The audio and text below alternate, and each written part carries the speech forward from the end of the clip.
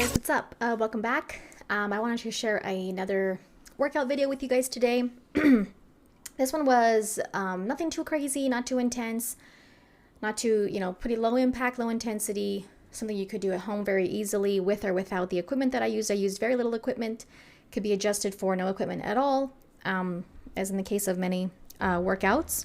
So for this workout, it was kind of a full body workout. I focused on a little bit of upper body, a little bit of core, and a little bit of lower body as well.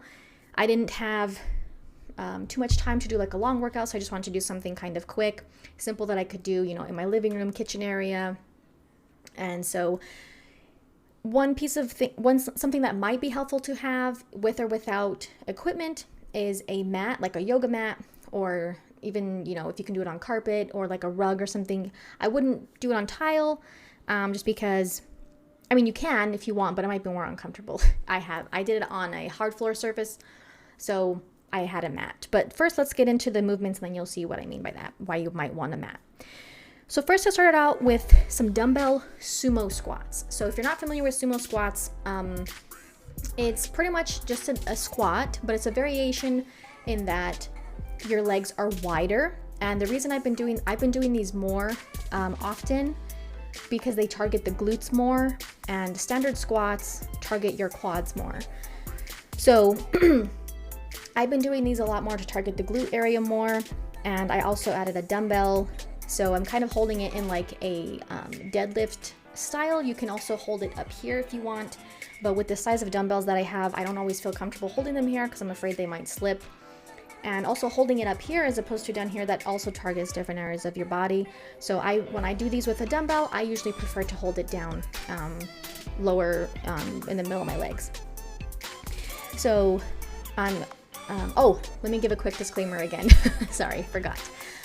This video and this information is not intended to be any kind of medical or professional advice. Just my personal experience working out, sharing it. Okay? So again, I'm trying to just focus on going slow and controlled, not too fast, keeping a neutral neck and spine and back. Okay? So, and I'm using a 35-pound dumbbell because that's the size that I have. You could go lighter, heavier, or you could just do air squats, meaning you don't have any weight at all. Next, I moved on to dead bugs, and I used weight with this. Sometimes most of the time I do them without weight, but since this was a little bit more of a simple workout, I chose to add a little bit of weight.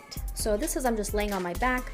I have my legs up in the air, bent like at a 90-degree angle, have my hands up above me, and I'm just lowering my leg one at a time. I'm not necessarily touching the ground because I want to keep some of the tension. So I'm lowering my leg out straight, bringing it back up to the 90-degree angle, alternating between legs.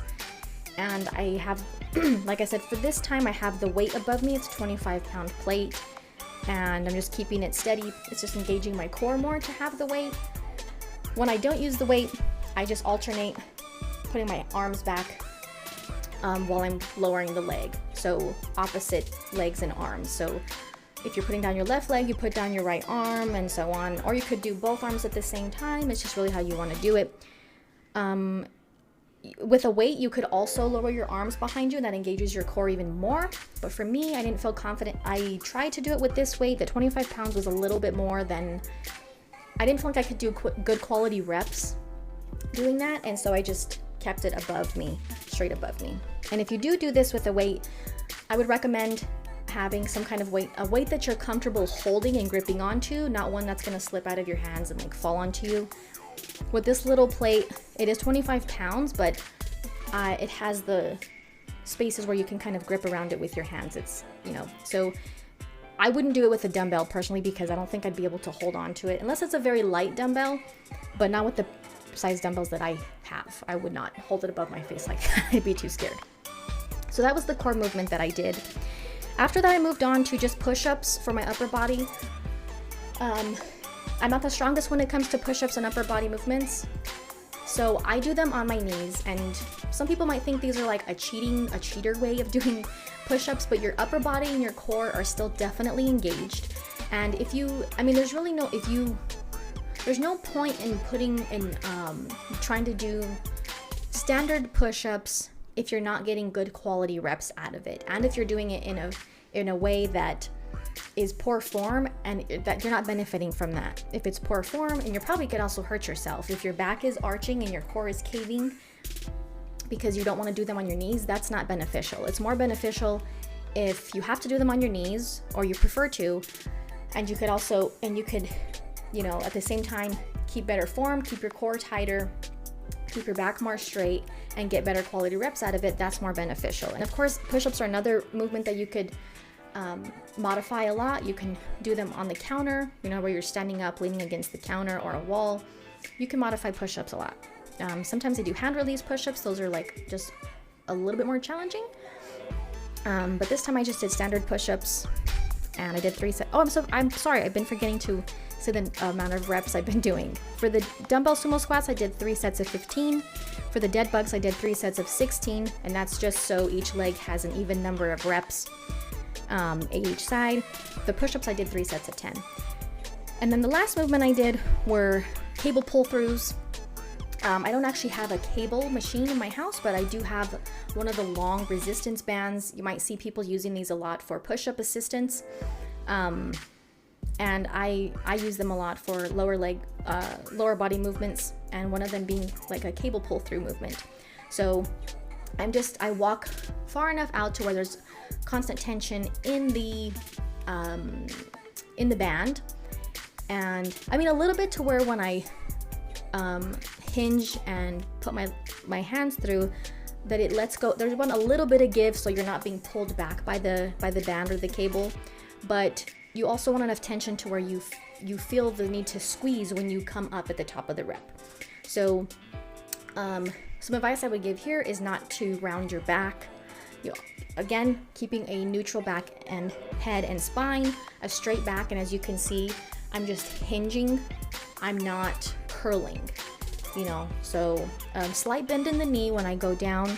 I mean, I guess you could do them a little bit more straight-legged, but I just put a slight bend in my knees when I'm hinging forward. It's kind of similar to a deadlift movement because you're hinging, and when you come up, you're kind of thrusting your hips a little bit and squeezing your glutes and your legs at the top of the rep.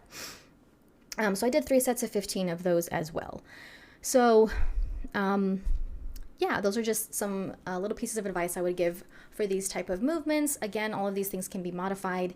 If you do have a cable machine, or you're doing these at a gym on a cable machine, of course you can, go up in weight or choose which weight you're comfortable with.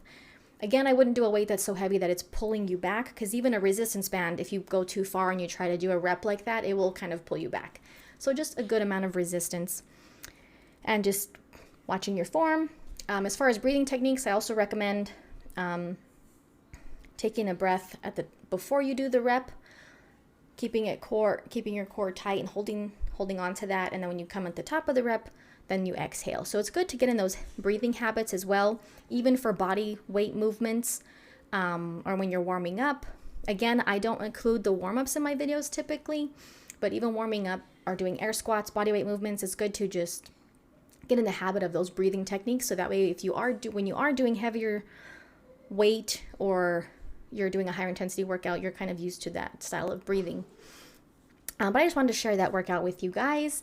I will probably also be posting just the shortened version of the video, kind of like the version that's on my Instagram.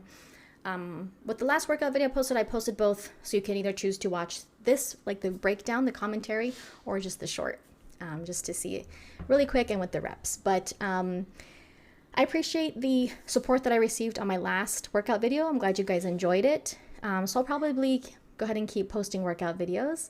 And thank you guys for watching. Don't forget to check out the links in the description. Leave a thumbs up if you enjoyed this video. If you're new, hit that subscribe button and turn on the notification bell if you enjoyed it. And thank you guys for watching. We'll see you next time.